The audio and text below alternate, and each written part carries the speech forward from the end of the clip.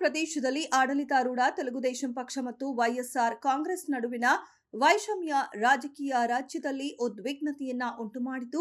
ವೈಸಿಪಿ ಮಾಜಿ ಸಚಿವರಾದ ಅಂಬಟಿ ರಾಂಬಾಬು ಮತ್ತು ಜೋಗಿ ರಮೇಶ್ ಮನೆಗೆ ಬೆಂಕಿ ಹಚ್ಚಿದ ಪ್ರಕರಣಕ್ಕೆ ಸಂಬಂಧಪಟ್ಟಂತೆ ಸಿಎಂ ಚಂದ್ರಬಾಬು ನಾಯ್ಡು ಪ್ರತಿಕ್ರಿಯಿಸಿದ್ದು, ಯಾರಿಗೂ ಕಾನೂನು ಉಲ್ಲಂಘಿಸಲು ಅವಕಾಶ ನೀಡಲ್ಲ ಎಂದು ಹೇಳಿದ್ದಾರೆ.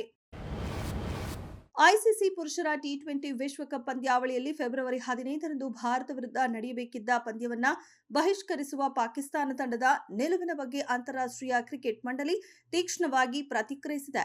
ಇದು ಜಾಗತಿಕ ಕ್ರಿಕೆಟ್ಗೆ ಸಂಬಂಧಿಸಿದ ಕಳವಳಕಾರಿ ಬೆಳವಣಿಗೆ ಎಂದು ಐಸಿಸಿ ಅಭಿಪ್ರಾಯಪಟ್ಟಿದ್ದು, ಇದು ಪಾಕಿಸ್ತಾನ ಕ್ರಿಕೆಟ್ ಮೇಲೆ ದೀರ್ಘಾವಧಿಯ ಪರಿಣಾಮ ಬೀರುತ್ತದೆ ಎಂದು ಎಚ್ಚರಿಕೆ ನೀಡಿದೆ.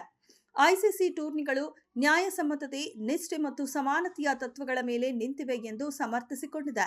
ಸರ್ಕಾರಗಳ ಪಾತ್ರವನ್ನ ಐಸಿಸಿ ಗೌರವಿಸುತ್ತೆ, ಆದರೆ ಈ ನಿರ್ಧಾರವು ಕ್ರೀಡೆ ಮತ್ತು ಅಭಿಮಾನಿಗಳಿಗೆ ನೋವು ತರುತ್ತದೆ ಎಂದು ಹೇಳಿದೆ.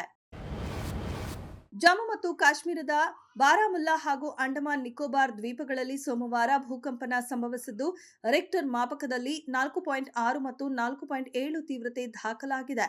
ಇಂದು ಮುಂಜಾನೆ 3:30ರ ಸುಮಾರಿಗೆ ಅಂಡಮಾನ್ ಮತ್ತು ನಿಕೋಬಾರ್ ದ್ವೀಪಗಳಲ್ಲಿ 4.6 ತೀವ್ರತೆಯ ಭೂಕಂಪ ಸಂಭವಿಸಿದೆ. ರಾಷ್ಟ್ರೀಯ ಭೂಕಂಪ ಶಾಸ್ತ್ರ ಕೇಂದ್ರದ ಪ್ರಕಾರ ಅಂಡಮಾನ್ ಮತ್ತು ನಿಕೋಬಾರ್ ದ್ವೀಪಗಳಲ್ಲಿ 4.6 ತೀವ್ರತೆಯಲ್ಲಿ 10 ಕಿಲೋಮೀಟರ್ ಆಳದಲ್ಲಿ ಭೂಕಂಪ ಸಂಭವಿಸಿದ್ದು, ಇದರ ಕೇಂದ್ರ ಬಿಂದು 9.03 ಡಿಗ್ರಿ ಉತ್ತರ ಅಕ್ಷಾಂಶ ಮತ್ತು 92.78 ಡಿಗ್ರಿ ಪೂರ್ವ ರೇಖಾಂಶದಲ್ಲಿದೆ ಎಂದು ತಿಳಿಸಿದೆ.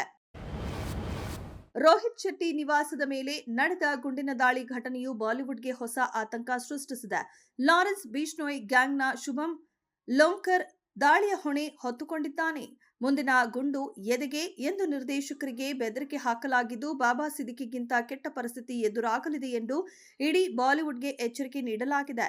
ಶುಭಂ ಲೋಂಕರ್ ಮುಂಬೈ ಪೊಲೀಸರ ಮೋಸ್ಟ್ ವಾಂಟೆಡ್ ಪಟ್ಟಿಯಲ್ಲಿದ್ದಾನೆ.